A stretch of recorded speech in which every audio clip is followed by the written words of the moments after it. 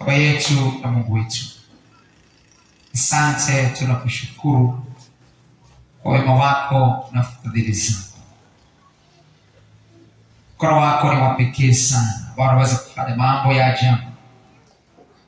Tuko asubuhi ya leo tukihitaji maarifa kutoka kwako, Mungu wa mbinguni.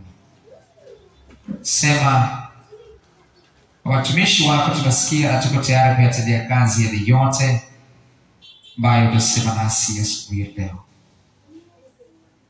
Karibu Roho Mtakatifu, utufundishe nasi tupate faida leo na hata milele, katika jina la Yesu Kristo. Amen. Amen. Neno la Roho Mtakatifu asubuhi ya leo ina kichwa kufunguliwa kwa kukaa katika kweli. Kufunguliwa kwa kukaa katika kweli. Kufunguliwa kwa kukaa katika kweli.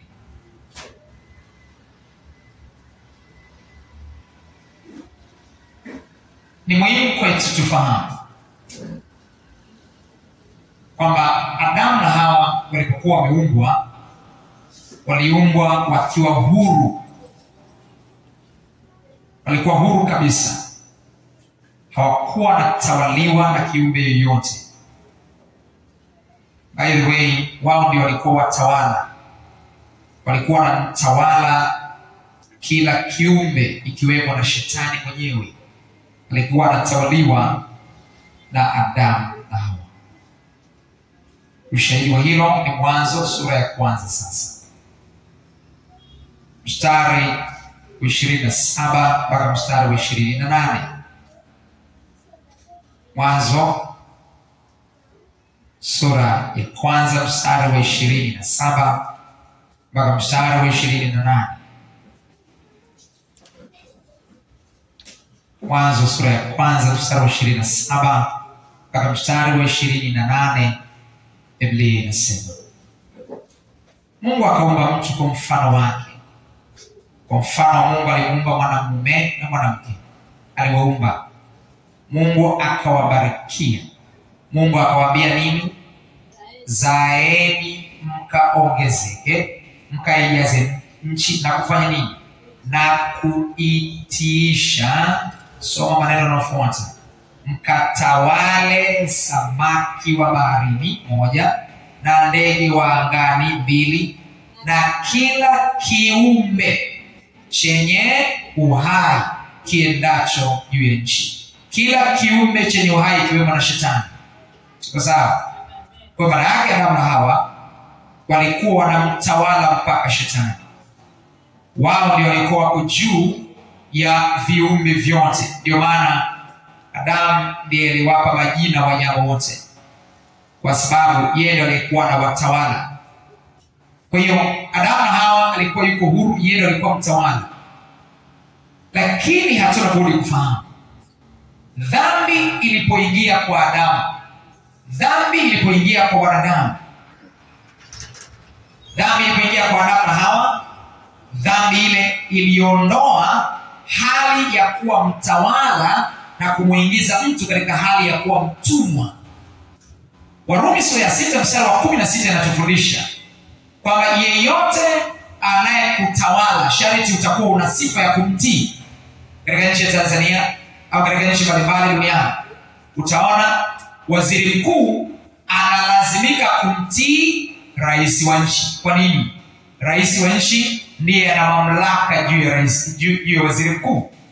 Katika nchi kama za kwetu hizi ambazo sio za kiongozi wa juu ni rais, ziko nchi ambazo kiongozi wa juu ni waziri mkuu, na walio chini yake wanalazimika kutii, wanalazimika kusikiliza.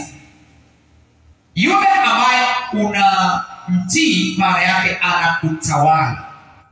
Adamu na Hawa walipokubali kumtii Ibilisi, automatiki wakawa watumwa, wakawa wanatawaliwa na Ibilisi. Warumi sasa sura ya 6 mstari wa 16 Warumi sura ya 6 sasa mstari wa 16. Warumi sura ya 6 mstari wa 16. Warumi 6:16. Amjui ya kuwa kwake yeye ambaye mnajitoa nafsi zenu kuwa watumwa wake katika kumtii, mmekuwa watumwa wake yule mnayemtii, kwamba ni utumishi wa dhambi uletao mauti, au kwamba ni utumishi wa utii uletao haki. Nirudie, inawezekana hujaelewa vizuri. Hamjui ya kuwa kwake yeye ambaye mnajitoa nafsi zenu kuwa watumwa wake katika kumtii, mmekuwa watumwa wake yule mnayefanya nini? Kumbe nasoma peke yangu sasa. Tunapokuwapo kanisani, hatuna budi kujikumbusha kwamba kanisani ni darasani, ni shuleni. Kama shuleni unapokwenda, unachukua vitabu, unatakiwa uwe na vitabu fulani, unatakiwa uwe na daftari, unatakiwa uwe na kalamu. Mwalimu anapofundisha ziko points fulani utakuwa unazidaka, unalazimika kuziandika. Na vitabu vinakulazimisha kwenda kurifa, kwenda kurejea katika yale aliyofundisha mwalimu. Kwa ninaposoma ni vizuri tuende pamoja. Nirudie Warumi 6:16. Hamjui ya kuwa kwake yeye ambaye mnajitoa nafsi zenu kuwa watumwa wake katika kumtii, mmekuwa watumwa wake yule mnayefanya nini? Kumbe mnakuwa watumwa kwa yule mnayemtii. Mimi ni mtumwa wa nani? Wa Yesu Kristo. Kwa nini? Kwa sababu namtii. Kama unamtii mwingine, maana yake wewe ni mtumwa kwa huyo. Sio sawa sawa? Ndio maana nimekuwa nikifundisha tena na tena, sio vizuri ukisikia sauti yoyote kuitendea kazi. Katika Biblia maandiko yanasema ziko sauti za namna nyingi. Si sahihi kusikia kila sauti na kuitendea kazi, kwa sababu kama hujaielewa sauti hiyo, utakuwa mtumwa wa sauti hiyo, iwe ya Mungu au iwe ya shetani. Utakuwa mtumwa. Wakorintho wa kwanza sura ya 14 mstari wa 10 mpaka mstari wa 11. Wakorintho wa kwanza sura ya 14 mstari wa 10 mpaka mstari wa 11. Wakorintho wa kwanza sasa sura ya 14 mstari wa 10 mpaka mstari wa 11.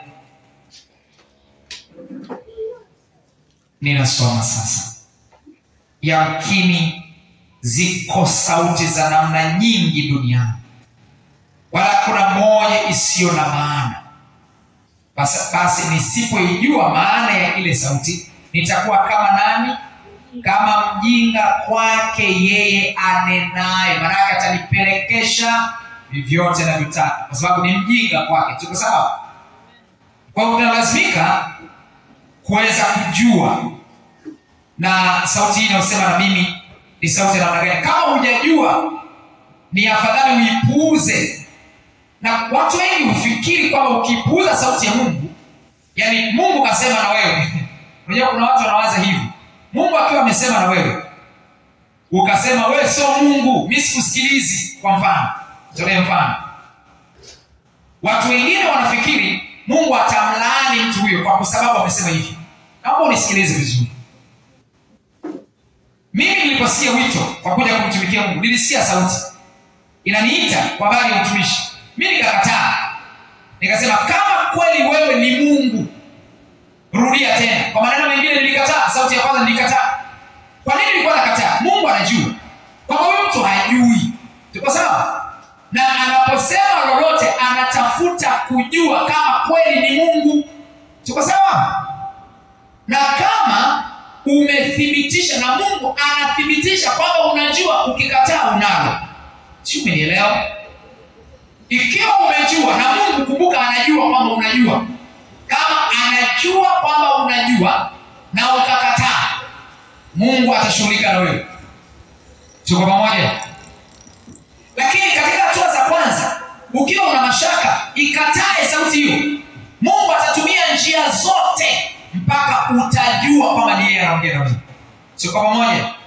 Ni kama wewe unapomtuma mtoto, unamwambia mtoto, nenda kaniletee maji ya kunywa, akakuletea kijiko, unamcharaza bakora? Hapana. Kwa nini mchapi? Unajua hajaelewa, hajajua. Unaweza kusema niletee kijiko, akaleta mwiko, unampiga? Hapana. Kwa nini? Unajua hajaelewa. Kwa utatumia ufafanuzi wako wote mpaka aelewe. Na ukishajua kwamba ameelewa alafu anafanya makusudi, ndio kesi anakuwa nayo. Tuko sawa? Tuko pamoja? Kwa hiyo Adamu na Hawa sasa walipomtii shetani, automatiki wakawa chini ya miliki ya Ibilisi, wakawa chini ya mamlaka ya Ibilisi. Na Adamu akafukuzwa katika bustani ya Edeni. Katika Mwanzo sura ya 3 tunaona hayo. Mwanzo sura ya 3 mstari wa 22 mpaka mstari wa 24. Mwanzo sasa sura ya 3 mstari wa 22 mpaka mstari wa 24. Mwanzo 3:22 mpaka mstari wa 24. Bwana Mungu akasema, basi huyu mtu amekuwa kama mmoja wetu kwa kujua mema na mabaya, na sasa asije kunyosha mkono wake akatoa matunda ya mti uzima akala akaishi milele. Kwa hiyo Bwana Mungu akamtoa katika bustani ya Edeni ilime ardhi ambayo katika hiyo alitwaliwa.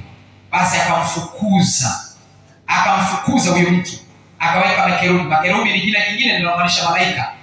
Akaweka makerubi upande wa mashariki wa bustani ya Edeni, na upanga wa moto uliogeuka huko na huko kuilinda njia ya mti uzima. Adamu na Hawa wakafukuzwa.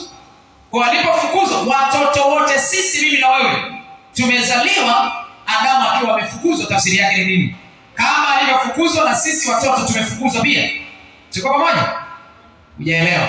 Mtu anapochukuliwa utumwani, amechukuliwa katika nchi iliyo huru, akakamatwa, akafanywa mtumwa, akapelekwa Burundi kwa mfano. Anapokuwa amepelekwa Burundi, yule jamaa anakuwa ni mtumwa, sawa sawa? Akizaa watoto nao wanakuwa ndio.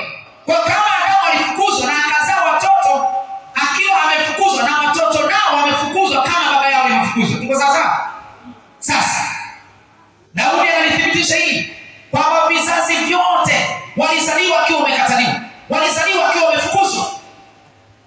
Angalia, Biblia inasema katika Zaburi sura ya 58 mstari wa 3. Zaburi sura ya 58 mstari wa 3. Zaburi sura ya 58 mstari ule wa 3. Zaburi ya 58 mstari wa 3.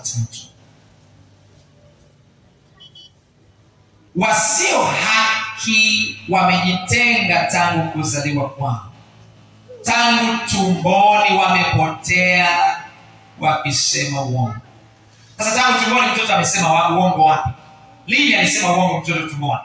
Nini kinahesabika huyu mtoto yahesabike kwamba amewekwa kwenye kundi la waongo? Kutokana na Adamu alipotimuliwa, uovu wote, matatizo yote yanahesabika kutoka Adamu na kizazi chake. Tuko pamoja? Zaburi ya 51 mstari wa 5. Zaburi ya 51 mstari wa 5.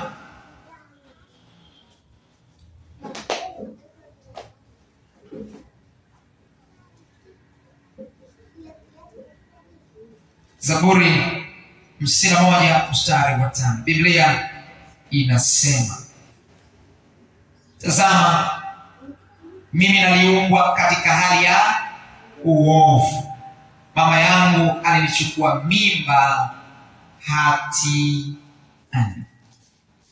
Daudi anaeleza jinsi ambavyo na yeye amezaliwa chini ya matatizo, chini ya shida, chini ya laana, chini ya mikosi, chini ya mabalaa, chini ya utawala wa Ibilisi. Sasa akaja Yesu Kristo. Yesu Kristo alipokuja, alikuja kazi kubwa, ilikuja kumtoa mwanadamu kutoka kwenye utumwa wa shetani, kutoka kwenye kutawaliwa, kutoka kwenye kukandamizwa na shetani, ili awe huru.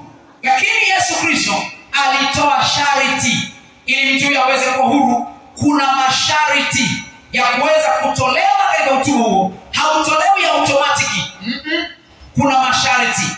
Masharti yake ni yapi? Ndiyo haya uyasikilize sasa.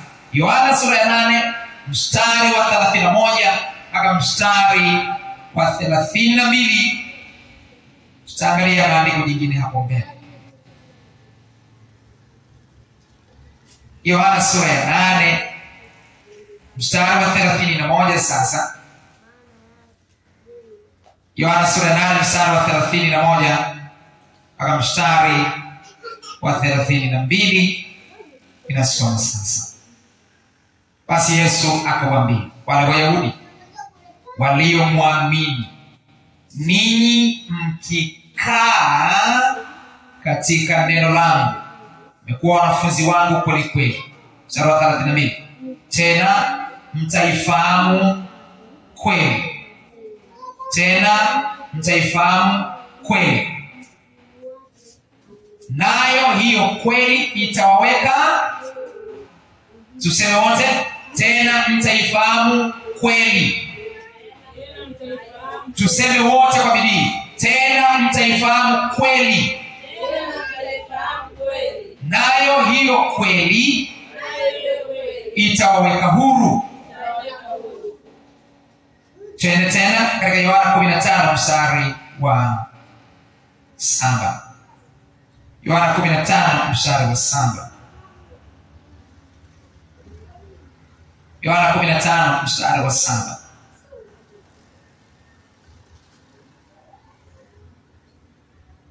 Ninyi mkikaa ndani yangu na maneno yangu yakikaa ndani yenu, ombeni mtakalo lote nanyi mtatendewa. Ombeni lolote nanyi mtatendewa. Lakini mkikaa ndani yangu na maneno yangu mimi Yesu yakikaa ndani yenu, ndipo muombe lolote. Kwamba kuna kifungo chochote ukiomba atakusikiliza. Kwamba kuna kilio chochote kwamba ukiomba atakusikiliza. Lakini sharti ukae ndani yake, alafu maneno yake Yesu yakae ndani mwako. Ombeni lolote nanyi mtatendewa. Yesu anarudia, nanyi mtaifahamu kweli, na hiyo kweli itawaweka huru. Sasa ili tuweko huru, Yesu anasema tutaifahamu kweli, na hiyo kweli itatuweka huru. Lakini mstari wa sura ya 15 mstari wa 7 anasema maneno yake yakae ndani mwetu. Tuko pamoja? Tuko pamoja? Swali la kujiuliza, Yesu alikuwa anamaanisha nini aliposema habari ya kweli? Nani mtaifahamu kweli? Maana yake muifahamu, alafu mkae katika hiyo kweli. Nani mtaifahamu kweli, na hiyo kweli itaweka huru. Hiyo kweli ni nini? Kweli ni kitu gani? Ili mimi niweze kuwa huru, kweli ni nini basi? Twende hatua kwa hatua sasa. Ili ukiyafahamu haya, unajiweka katika position ya kuweza kupokea lolote unaweza kutaka, lolote unalohitaji. Twende katika maana za kweli sasa. Ziko maana takriban 10, lakini hatuna muda wa kujifunza zote. Tunajifunza 6 tu peke yake katika muda tulionao. Kwanza, kweli ni neno la Mungu.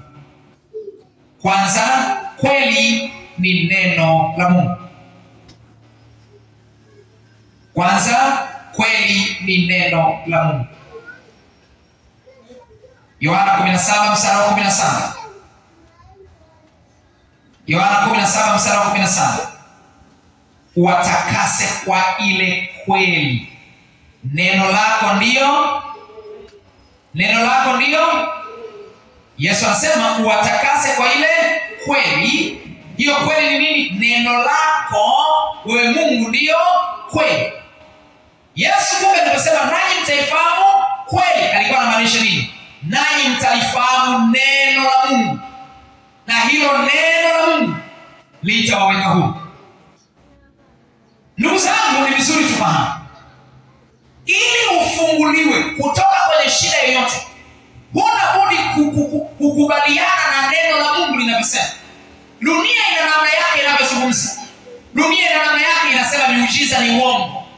Dunia ina namna yake inasema neno Biblia ni utapeli. Dunia ina namna yake inazungumza huko. Ni kweli. Wako wengine wanaweza kuombewa wengi wakapona. Lakini Mungu ambaye anajua maisha ya mtu mwanzo yanaanzia wapi na yanaishia wapi. Inawezekana mtu mwingine muda wake ukawa umefika, Mungu akasema aende. Hii haimaanishi kwamba Mungu haponyi. Tuko pamoja? Hii haimaanishi hivyo. Kwa sababu Yesu Kristo alimfufua Lazaro. Lakini leo Lazaro yupo? Hapana, Lazaro amekufa. Hii haimaanishi kwamba kwa sababu alimfufua basi akae milele. No. Maandiko yanasema katika Waebrania sura ya 9 mstari 27, tumewekewa kufa mara moja na baada ya kufa ni hukumu. Kumbe kuna kufa. Tuko sawa sawa? Tuko pamoja? Amen. Sasa dunia ina namna yake inavyoongea. Inasema hakuna uponyaji bila dawa. Kwa hiyo upone ni lazima upewe kitu fulani. Hata mwingine anakuja katika maombezi kama hivi, anataka mara baada ya kuombewa apewe kitu, apewe maji, apewe mafuta. Huo ni uganga wa kienyeji wa kisasa. Hii tunaita modern charm, hirizi za kisasa nyakati tulizonazo leo. Miaka ya zamani waganga wa kienyeji walikuwa unakwenda kwa mganga wa kienyeji, huwezi kuondoka kwa mganga wa kienyeji hivi hivi.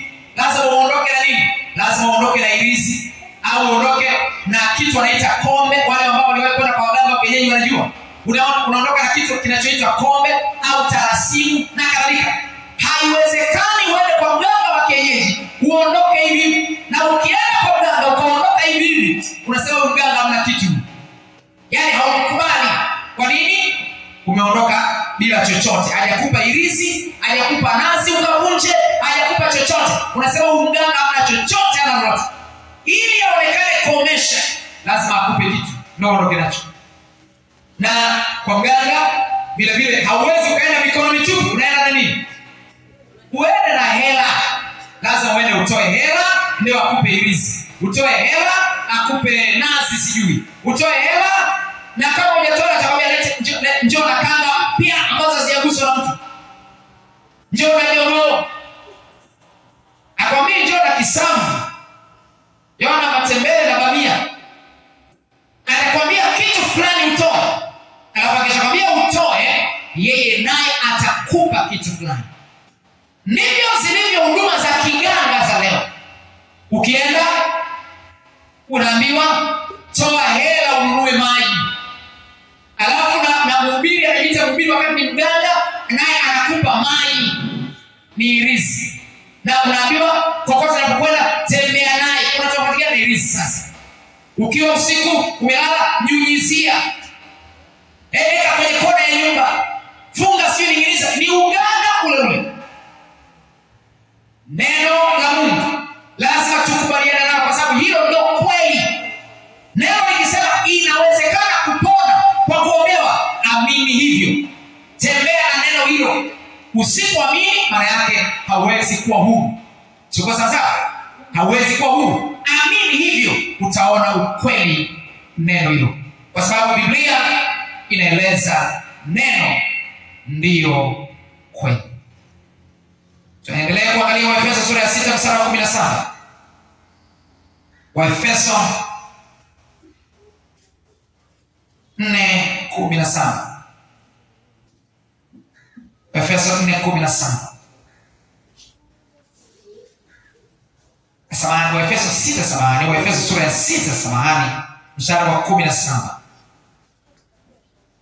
Waefeso sasa sura ya 6 mstari wa 17, Biblia inasema, tena ipokeeni chapeo ya wokovu na upanga wa Roho ambao ni neno la Mungu, kwa sala zote kwa maombi mkisali kila wakati katika Roho, mkikesha kwa jambo hilo na kudumu katika kuombea watakatifu wote.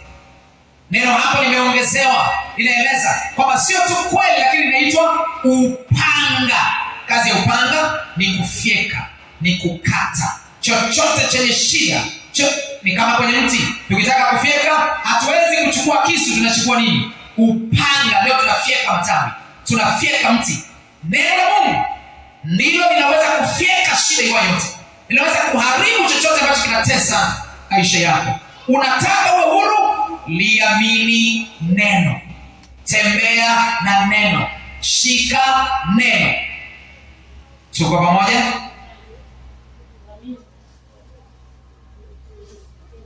Kweli ni nini? Okay. Tafsiri ya pili ya neno kweli sasa, ambayo Yesu aliimaanisha na anataka tutembee nayo. Tafsiri ya pili ya neno kweli, kweli ni Yesu Kristo. Kweli ni Yesu Kristo mwenyewe. Kweli ni Yesu Kristo mwenyewe. Yohana sura ya 14 mstari wa 6. Yohana 14:6. Yesu akamwambia, mimi ndimi njia na kweli na uzima. Yesu anajitaja kwamba yeye ndiyo kweli, na anasema nanyi mtaifahamu kweli, nayo hiyo kweli itaweka huru. Maana nanyi mtamfahamu Yesu Kristo, naye huyo Yesu Kristo ataweka huru. Ni muhimu umjue Yesu uwezo wake. Ni muhimu umjue Yesu nguvu zake. Yesu Kristo ana mamlaka yote. Yesu alisimama siku moja katika Mathayo 28:18, akaja kwao akawaambia, nimepewa mamlaka yote mbinguni na duniani. Kama unamfahamu Yesu kama nabii, maana yake atafanya kazi kwako kama nabii tu. Kama unamfahamu Yesu kama Mungu mkuu, atafanya kazi kwako kama Mungu mkuu. Kama unamfahamu Yesu kama mtu, atafanya kazi kwako kama mtu. Vile unavyoposition ndivyo atakavyofanya kazi kwako. Baba anapokuwa katika familia, watoto wanamfahamu kama baba. Mke anamfahamu kama mume. Wazazi wake huyu baba wanamfahamu kama mtoto.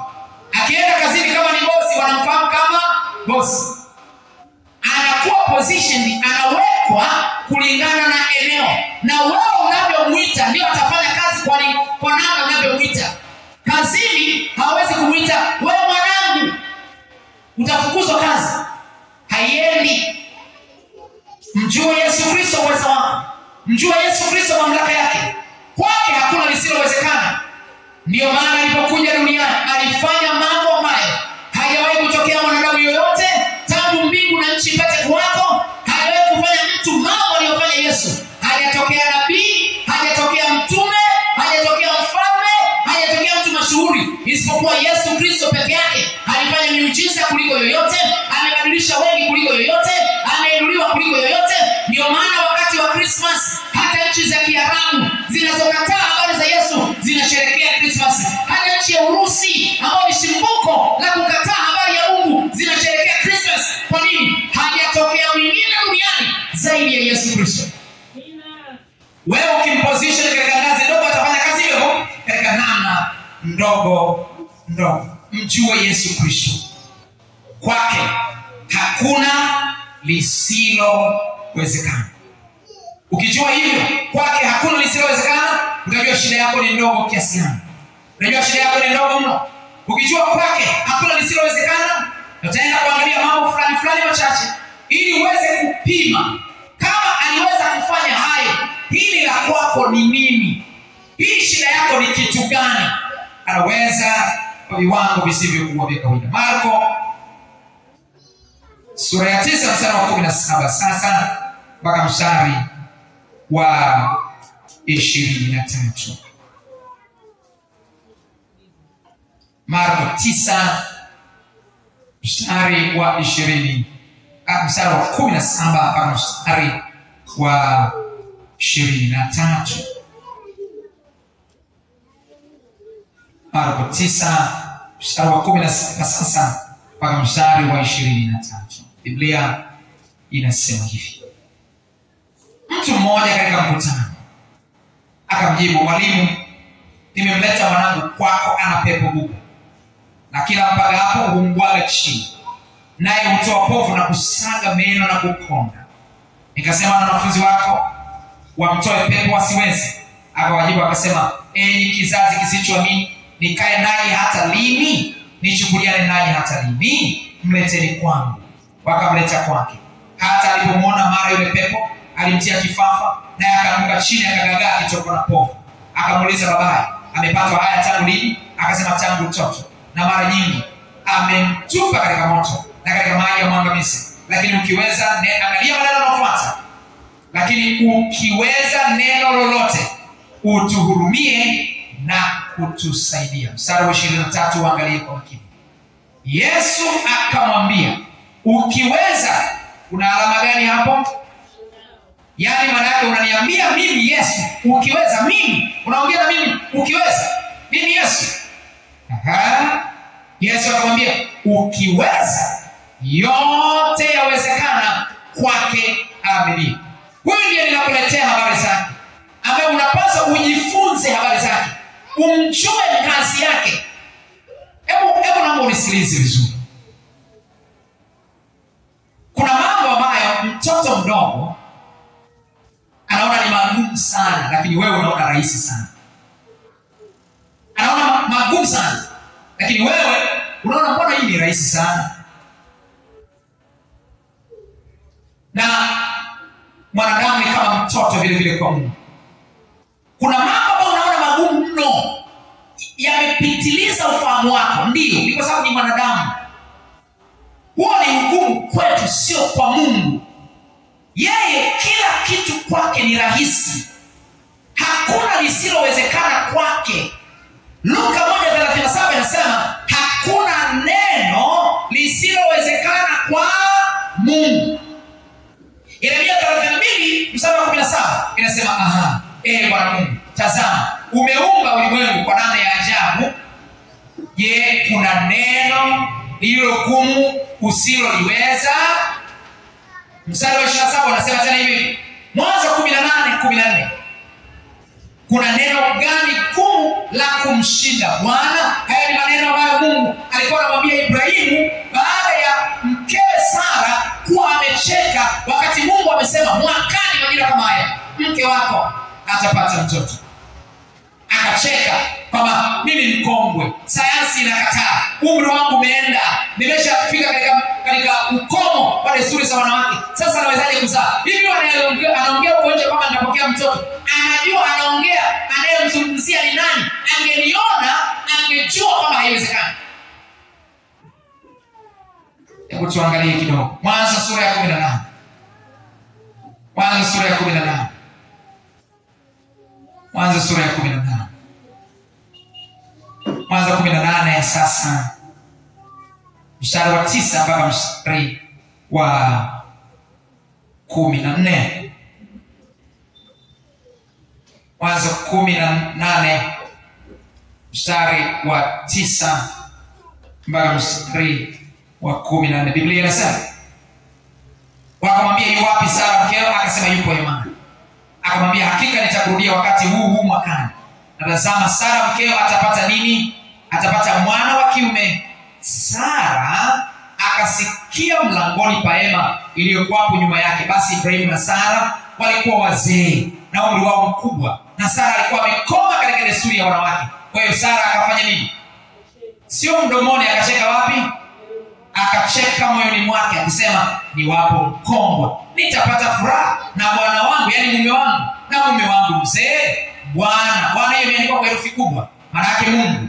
Bwana akamwambia Ibrahimu, mbona Sara amecheka akisema, mimi kweli nitazaa mwana nami ni mzee? Kuna neno gani lililo gumu la kumshinda Bwana? Shika maneno hayo. Kuna neno gani gumu la kumshinda Bwana? Maneno ya kumalizia, kwa muhula wake nitakurudia wakati huu mwakani, na Sara atapata mwana wa kiume. Na Sara atapata mwana wa kiume. Akakana Sara akisema, sikucheka. Alisema tena na uongo. Amesema ametia mashaka na ametia na dhambi nyingine juu. Akasema na uongo hapo. Hakuna jambo la kumshinda Bwana. Jifunze umjue Mungu uweza wake. Jifunze umjue Kristo uweza wake. Ukimjua hutatikiswa na takataka zozote. Hutatikiswa na mapito yoyote unayopitia. Hautaogopa maadui, hautaogopa chochote. Utasimama ukiwa unajua nina mamlaka isiyokuwa ya kawaida. Nina nguvu isiyokuwa ya kawaida, kwa sababu huyo unayejifunza habari zake ni mkuu kuliko wote, ni mkuu kuliko majini. Hapa tunafanya maombi saa 9 usiku. Tunafanya maombi saa 9 usiku mpaka saa 12 alfajiri, sio 12 mnaita alfajiri, sio asubuhi. Okay. Tangu saa 9 na of course inaanza saa 8, lakini saa 8 inakuwa bila kutumia mic. Lakini saa 9 sasa ndio tunaanza kwa kutumia mic. Sasa mashetani wanapiga kelele kila mahali. Huko wachawi wana hali ni mbaya sana. Hali ni nzito. Na taarifa mimi naletewa. Niliwaambia miaka kadhaa iliyopita wakati nimeanza kanisa, wengine mnakumbuka, nyoka aliwahi kunifuata madhabahuni, yani kama hivi, nyoka kanifuata. Na haikuanza hivyo, ilianzia kwenye mkesha. Alikuja nyoka madhabahuni kwenye mkesha. Na hii ilianza baada ya watu fulani kutokea kutaka kutuzuia. Simoja tuko kwenye mkesha, tuko rohoni sana tunaomba. Wakaja watu, wakajaribu kutuzuia. Na sio mara moja, sio tu usiku, hata mchana kwa wakati tulikuwa tunafanya ibada, wakapita watu kuzika. Wakasema punguzeni sauti, sisi tunazika, sasa mnazika nyinyi, sauti tupunguze sisi. Sina tusudi. Ikaanza hivyo, wakaja usiku, nyoka akaja wa kwanza, akaja wa pili. Nikaanza kuwa napishana na nyoka sana. Mahali ambapo huwezi kudhani, yani unaweza kupita mahali ambapo pako plain hakuna nyoka. Ungeweza kusema labda mahali kwenye majani unaweza kuwa na nyoka ambaye amefanana na majani. Sasa mahali ni plain, hapo anatokea nyoka wa kijani wapi na wapi? Sio mara mbili eneo lile lile, sio mara mbili, karibu mara 3. Sio tu tukakutana tena na nyoka wakati fulani kwenye tiles nyoka atembei. Sasa unajiuliza, nyoka mpaka amepanda, amefika kwenye kizingiti cha mlango, kwamba ushuke akukungute. Sio hapo tu. Miaka kadhaa iliyopita kama 11, nilikuwa katika maombi hivi. Saa 9 usiku naamka nafanya maombi. Sasa nilikuwa kwenye pagara fulani. Mpaka ndo nimeanza huduma. Sasa natembea nafanya maombi usiku, natembea. Kumbe asubuhi nafika kama saa 12 hivi. 11:30 kwa saa 12. Sio ni Roho Mtakatifu. Nashangaa nimeinua macho, naangalia juu ya mlango, nyoka kasimama hivi juu ya mlango. Sasa nyoka juu ya mlango kapandaje? Kasimama kaeka kichwa hivi. Tafsiri yake ni nini? Upite umalizwe moja kwa moja. Kwa mashetani wanapiga kelele huko. Tuko hapa na nikapita nyoka eti. Sio makatuma kanyoka kaa. Mimi nalindwa na nguvu za Mungu. Nalindwa na ninamjua Yesu.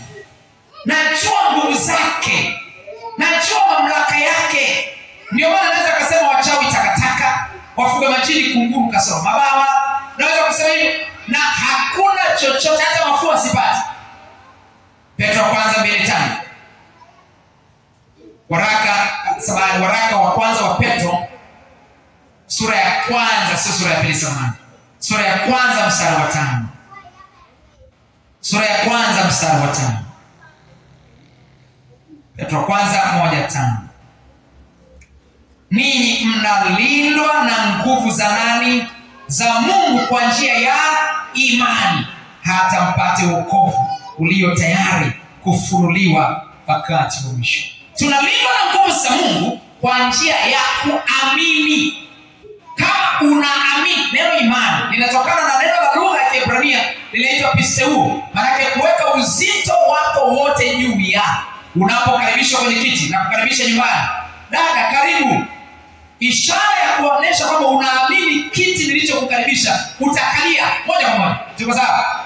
Ishara kwamba ukiamini hicho kiti utaanza kukikagua. Ukianza kukagua maana yake una mashaka na kiti, maana yake ukiamini. Tunalindwa na nguvu za Mungu kwa njia ya imani, maana yake kwa njia ya kumwamini huyo unayemtegemea. Imani kwa maneno mengine ni kumtegemea mwingine. mwingine mwenye nguvu kuliko wewe. Tuko pamoja? Kwa nalindwa na Mungu mwenye nguvu zote.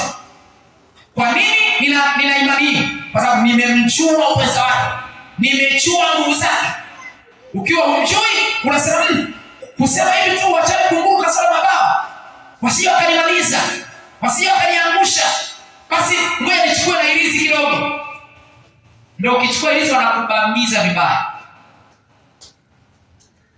3, kweli ni wokovu. Kweli ni wokovu. Kweli ni wokovu.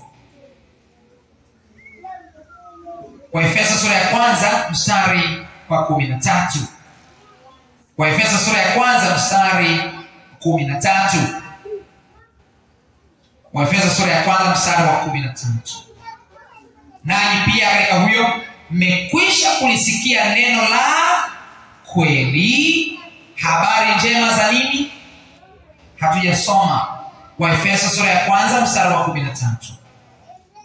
Nanyi pia katika huyo mmekwisha kumwamini, mmekwisha kulisikia neno la habari njema za wokovu wenu. Maana neno hilo la kweli linafafanuliwa hapo mbele, ni habari njema za wokovu wenu. Tena mmekwisha kumwamini yeye na kutiwa muhuri na Roho yule wa ahadi aliye mtakatifu. Amen. Kweli ni wokovu. Nanyi mtaifahamu kweli, na hiyo kweli itaweka huru. Unataka uwe huru? Wako watu wengine, dada mmoja aliwahi kumleta mtu nyumbani anataka aombewe. Lakini nikamweleza, unataka kuombewa? Ni rahisi. Kubali kuokoka. Wokovu ukiingia ndani mwako, hautaonewa na shetani. Hata nikiamuru miujiza itokee kwako, itatokea na utakuwa salama. Lakini ukikataa wokovu, maana yake Yesu Kristo atakaa mbali na wewe, na miujiza itatokea. Sio kama haitatokea, itatokea. Lakini baada ya kutokea miujiza haitadumu, itaondoka, na mwisho yote shetani atakutesa zaidi. Kwa nini? Unapokwenda katika maombezi, maana yake umempeleka shetani apigwe. Sasa akipigwa, baadaye hauna kinga ya kumfanya shetani asirudi. Kwa hiyo Yesu hayupo, ambaye shetani wanaogopa. Shetani akitaka kurudi, akiangalia hakuna Yesu, anasema sasa nakushughulikia kweli kweli. Kwa nini ulinipeleka kwenye maombi? Tuko pamoja? Nikamwambia yule dada, unatakiwa sasa uokoke. Ukiokoka utakuwa salama. Kama hutaki kuokoka, mimi nitakuombea, lakini maamuzi ni ya kwako. Mapepo yakirudi yakikukandamiza, usinitafute tena.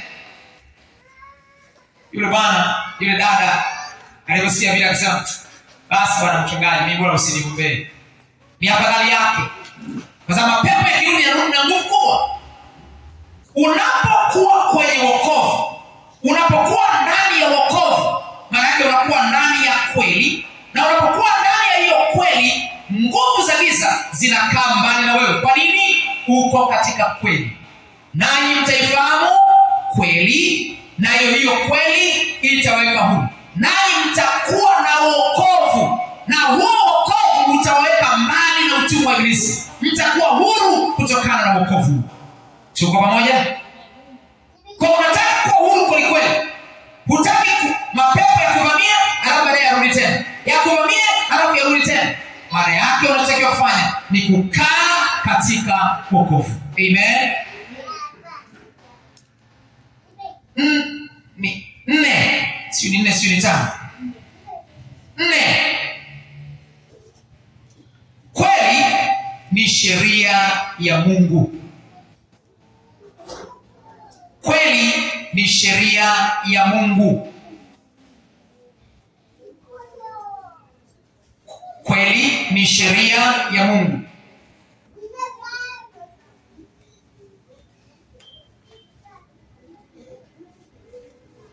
Zaburi 119 mstari wa 142. Zaburi 119 mstari wa 142. Biblia inasema,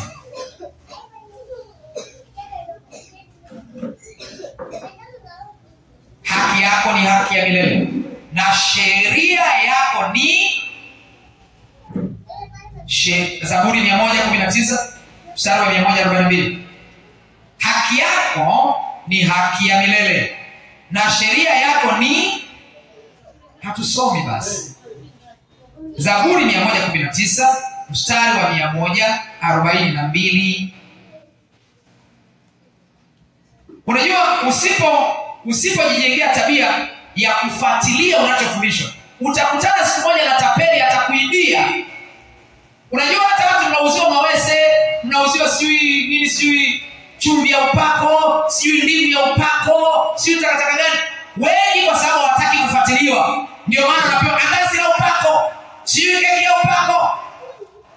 Hakuna andiko lolote ndani ya Biblia eti kuna keki ya upako, sio andazi la upako, maji ya upako. Sasa hivi kuna na asali ya upako.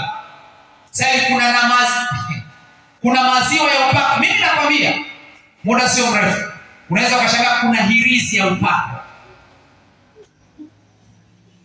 Kwa sababu watu wanapenda tu kwa sababu mchungaji amesimama mbele, basi anachosema mchungaji kasema ndo nani? Mchungaji lazima apimwe kwa neno la Mungu. Neno linasema nini? Tunahubiri wengi leo matapeli. Kulikuwa kuna mtu anaitwa kiboko ya wachawi Tanzania hii. Kawaibia watu. Wale wanakuja aliyotimuliwa yuko kwa anawacheka, anasema yani hakuna mizezeta kama Mitanzania. Yani Mitanzania ni kama misungule tu. Kwa nini anasema hivyo? Kwa sababu anatengeneza vitu vya kutuba na unapokea. Wahubiri wa nyakati za zamani, nyakati za Biblia, nyakati za mitume, walikuwa hawafundishi chochote bila kuthibitisha imeandikwa. Nitaenda kukuonesha, twende katika hilo andiko alafu turudi katika Zaburi 119. Wakorintho wa kwanza sura ya 15. Wakorintho wa kwanza sura ya 15 mstari wa 3 na 4.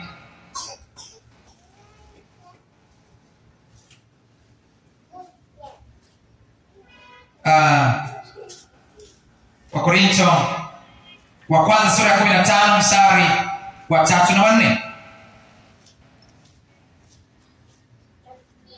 Kwa maana niliwatolea ninyi hapo mwanzo yale niliyoyapokea mimi mwenyewe, ya kuwa Kristo alikufa kwa ajili ya dhambi zetu.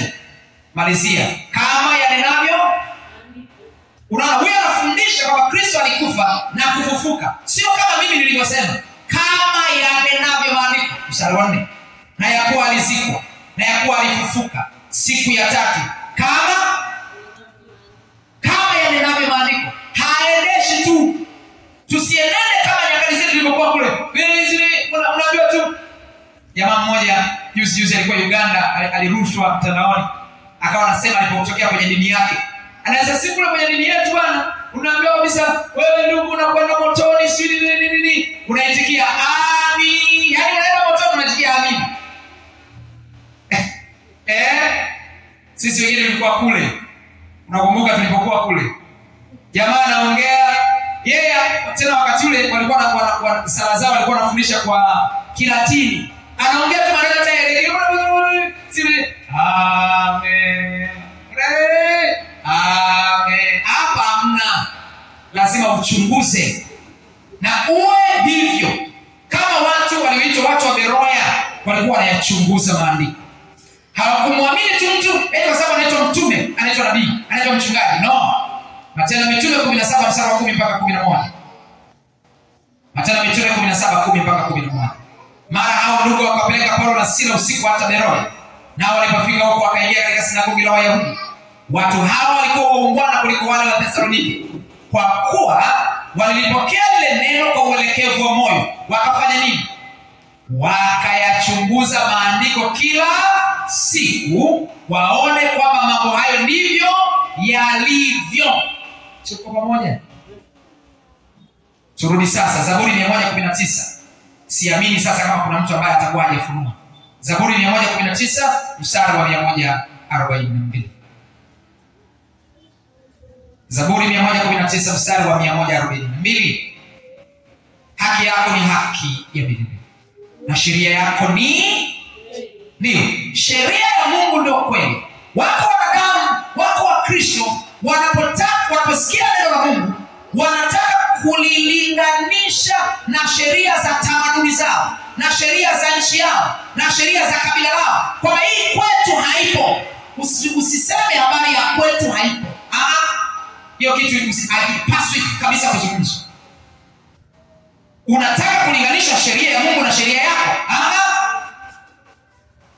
Mtu mmoja alikuwa ananieleza habari kwamba wao katika familia yao kwamba issue ya kupigwa, yani mwanamke kupigwa, ni swala la kawaida tu. Sasa ukishaokoka swala la kupigwa halipo. Mambo ya mtu umeokoka unapiga mke yanafutika. Kabila la kwetu usipompiga mke anahisi umpendi, futi mbali. Sisi tunapata sheria ya Mungu aliye hai, sio sheria ya kabila lako, sio sheria ya kwenu. Tunafuata sheria ya neno basi. Tuko pamoja? Kama unataka uwe huru, usifuate sheria za makabila. Wako wengine yako makabila fulani kwao kwamba eti hawezi kumsaidia mke kazi. Akimsaidia mke kazi basi anaonekana ameolewa. Hujajua maana ya neno upendo. Ukijua tafsiri ya neno upendo, kumsaidia mke kazi ni jambo la kawaida. Kumsaidia kufua ni jambo la kawaida. Kumsaidia kupiga deki ni jambo la kawaida. Ukijua maana ya neno upendo, hilo jambo halikusumbui. Lakini hawa watu kwa sababu hawana nature ya kujifunza habari ya upendo, kwao mke ni mtumwa. Kwao mke ni mtu akupelekeshwa. Wakitoka shamba, mke atakuwa na mtoto mgongoni, atakuwa na kuni kichwani, atakuwa sijui na makorokoro mengi, amebeba na miogo, amebeba na majembe. Mwanaume anatembea mwenyewe. Umpendi huyo mke. Kwa jinsi hii Mungu aliupenda, akishampenda akasema akamtoa. Kama huwezi kujitoa kumpendi, ndio tafsiri yake. Kila mwenye upendo juu ya mwingine ana uwezo wa kujitoa kwake. Tuko pamoja? Huna uwezo wa kujitoa kwa mwingine kumpendi. Tafsiri ni rahisi tu. Kila anayependa ana nguvu ya kujitoa kwa huyo anayempenda. Ndio maana anayependa pombe ni rahisi kutoa pesa kwa ajili ya pombe. Sawa sawa? Wala si uchungu, ila unasikia uchungu kwenye usichokipenda. Ndio unasikia uchungu. Lakini unakipenda, utakunywa kangara, utatoa hela hizo, wewe unaona raha tu. Si ndio? Anayependa bangi hajisikii uchungu wala kutoa hela. Anayependa kununua makahaba hasikii uchungu wala kununua. Sio sawa? Na hivyo anayempenda mke hawezi kuona tabu kujitoa kwa ajili yake. Sio hilo tu, anayempenda Mungu pia kujitoa kwa Mungu ni rahisi. Ukiona mtu ni bakili kwa Mungu, tafsiri yake hampendi Mungu. Hampendi Mungu. Unakutana watu wanapita, wanachangisha fedha za ununuzi wa jengo la Mungu. Wanasema wenyewe, jengo la Mungu. Sasa mtu ndo anatoa sadaka sasa. Anaweka 50.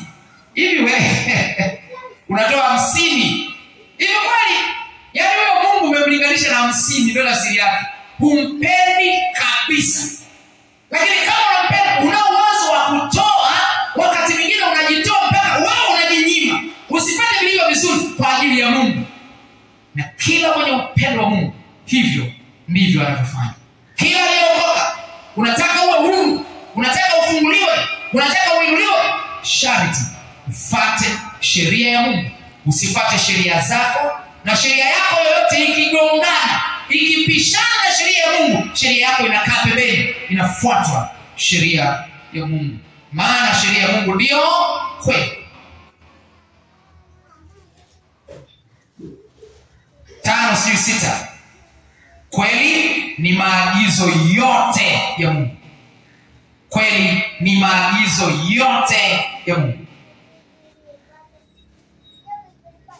Kweli ni maagizo yote ya Mungu. Zaburi 119 mstari wa 151. Zaburi 119 mstari wa 151. Bwana, wewe ukarimu na maagizo yako yote ni ndio maagizo yako yote ni kweli. Wako wahubiri mbalimbali, wako Wakristo mbalimbali wanajitia moyo kwamba mimi nimeshika maagizo mengi ya Mungu, lakini haya tu mimi ndio yamenishinda. Mbele za Mungu ukipata maagizo yote, mengine ukayapuuza, unahesabika umekosa chote. Kila kitu umekosa. Mkumbuke Sauli alitumwa na Mungu aende akawaangamize Waamaleki wote, aende akaangamize wanyama wote, mfalme Agagi na watoto vyote kaangamize. Mfalme Sauli akaenda akaangamiza wote, akamwacha mfalme Agagi, akaacha na kondoo waliomona, kwa kisingizio kwamba ninataka niende nikatoe sadaka. Ndivyo visingizio tulivyo navyo. Tuna visingizio vingi vya namna hiyo. Sasa nina watoto na watoto wadogo, sasa nimekubali kwenda kulala na yule mwanaume ili nipate hela nikawalishe watoto. Maana Biblia inasema asiwatunza nyumbani mwake ni mbaya kuliko asiyeamini. Unatumia neno lingine kuwalisha dhambi. Tuna visingizio vingi. Biblia inaeleza Sauli kwa kuacha kutekeleza maagizo ya Mungu alihesabika amekosa vyote na alifukuzwa katika ufalme wake. Mungu alimfukuza katika ufalme. Ukipuuza baadhi ya maagizo, Mungu anakukataa. Ndio maana Yesu anasema enendeni mkawafanye mataifa yote kuwa wanafunzi, mkiwabatiza kwa jina la Baba, Mwana na Roho Mtakatifu, na kuwafundisha kuyashika mangapi? Ndio, kuyashika yote. Kwa mkuu amesema mangapi? Yote. Ukiacha moja umekosa.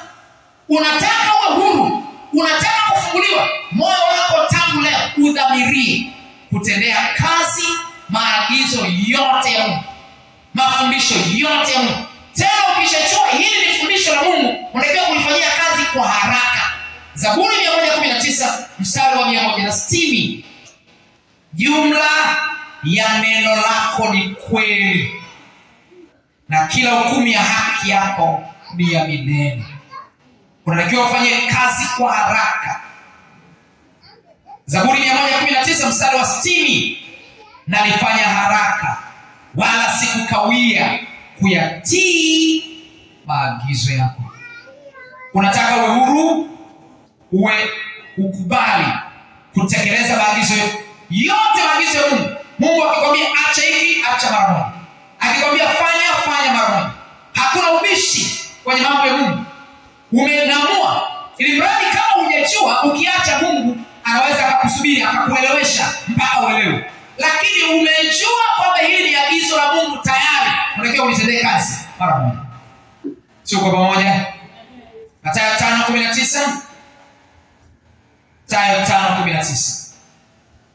Mathayo 5:19 mpaka mstari ule wa 20.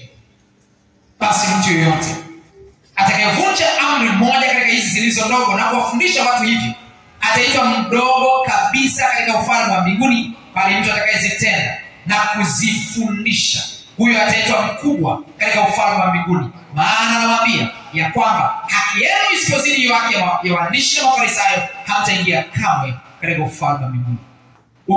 Ukisema hii ni sheria ndogo sana na iacha, Mungu atakukataa. Ukisema niko tayari kuzitendea kazi hata zile ndogo ndogo na nitazifundisha ni watu wazishike, Mungu atakuwa upande wako. Sio kwa pamoja? Sasa unataka uhuru, jibu unalo wewe. Unataka uhuru, jibu unalo mwenyewe. Huru kwenye eneo gani? Uwe tayari kuifahamu kweli na kukaa katika kweli, na hiyo kweli itakuweka huru. Mwisho kwa siku ya leo, kweli ni utakatifu. Kweli ni utakatifu. Kweli ni utakatifu.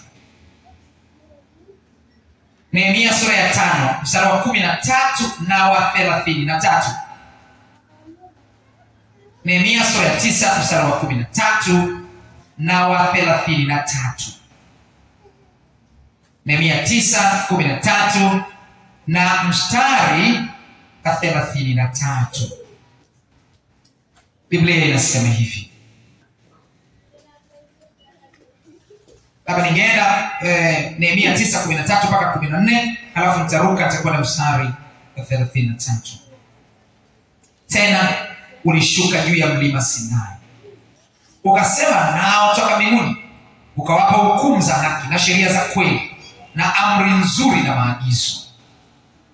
Ukawajulisha sabato yako takatifu na kuagiza maagizo na amri na sheria kwa mkono wa mtumishi wako Musa. Nirudie mstari wa 13. Tena ulishuka juu ya mlima Sinai, ukasema nao toka mbinguni, ukawapa hukumu za haki na sheria za nini? Na sheria za nini? Za kweli na amri nzuri na maagizo. Twende tena mstari wa 33 sasa. Tumeona hapo kweli zilitolewa na Mungu. Mstari wa 33. Lakini wewe, manake wewe Mungu uliyetoa kweli, lakini wewe mwenye haki. Manake wewe ni mtakatifu, wewe Mungu uliyetupa kweli, wewe ni mtakatifu katika hayo yote yaliyotupata. Maana wewe umetenda yaliyo kweli, lakini sisi tumetenda yaliyo mabaya.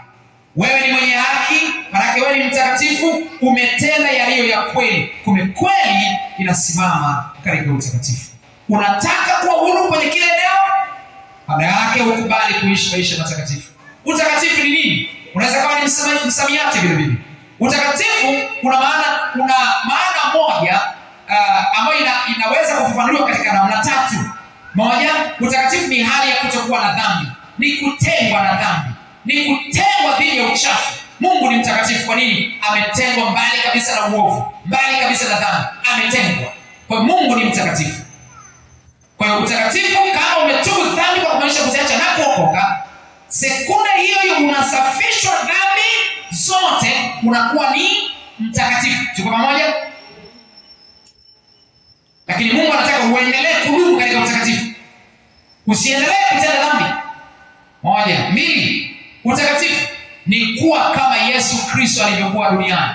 Yesu hakufanya dhambi hata moja. Ukiishi kama Yesu alivyoenenda, maana yake wewe nao ni mtakatifu. Maana yeye hakufanya dhambi. Ukikopi maisha yake yote, utakuwa umeishi maisha mbali na dhambi. Kwa utakatifu, maana ya pili ni kuishi kama Yesu Kristo alivyoishi duniani, katika nia, katika usemi, katika mwenendo, katika kila eneo. Unapotoa, nia yako ifanane na Yesu. Unapoomba, nia yako ifanane na Yesu. Unapohubiri, nia yako ifanane na Yesu. Kila kitu kilandane na Yesu Kristo. Ukifanya hivyo, wewe ni mtakatifu. 3, utakatifu ni kufuata maagizo yote ya neno la Mungu. Kama unayafuata maagizo yote, yanasema usiibe au hivi, usizini zini, fanya hiki unafanya. Kama umeyafuata yote, maana yake wewe huna dhambi, wewe ni mtakatifu. Tuko pamoja? Tuko pamoja? Tuko pamoja? Yes. Unataka kuwa huru? Uwe mtakatifu. Uwe mtakatifu. Uwe mtakatifu. Maana hiyo ndio kweli. Ukikaa katika kweli hizi, Mungu lazima akutembelee. Lazima Mungu afanye maajabu katika maisha yako. Kutakuwa na vipindi fulani vya kupimwa kama kweli umekaa katika kweli. Kama utaendelea kusimama, Mungu ni mwaminifu. Lazima akuponye, lazima akuinue, lazima akufariji, lazima atende mambo ya ajabu kwenye maisha yako. Amen. Amen. Amen. Tunapoenda kuimba wimbo, utamwambia Bwana, mimi niko tayari kuishi katika kweli, kuifahamu kweli.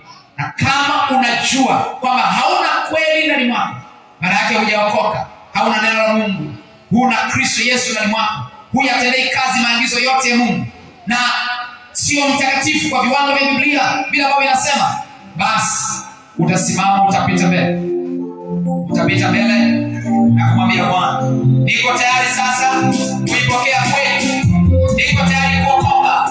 Niko tayari kuokoka. Simama kwa miguu yako pale. Nataka kusema